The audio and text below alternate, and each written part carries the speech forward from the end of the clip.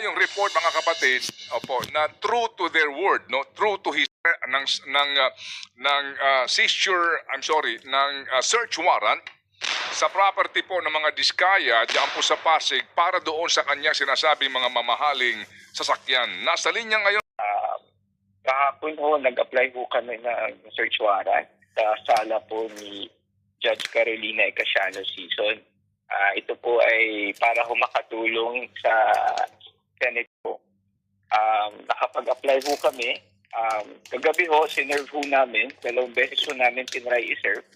Isa hong alas 9 ng gabi and isa hong alas 10 gabi. Parehas ho, we were refused to enter the premises. So this morning ho, we went again to serve. Hindi po ng property at kinayagan ho kami pumasok. Currently ho ngayon, nag-iikot ho kami, ini-inspection namin yung mga nakaparadang mga sasakyan. Para ho malaman natin if meron nga hong paglabag sa batas, if meron ba hong hindi nabayaran mga buwis, at kung sa kanila ho nakarehistro.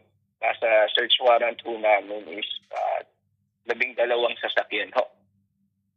Isang Toyota Tundra, isa hong Toyota Sequoia, isa hong Rolls-Royce Cullinan, isa pong Mercedes-AMG G63, isang Mercedes-Benz G500, isa hong Toyota Tundra Pickup, isa pong SE300 3.3 V6, Lincoln Navigator 2021, Lincoln Navigator 2024, Maserati Levante Modena, and isa pong Bentley Bentayga.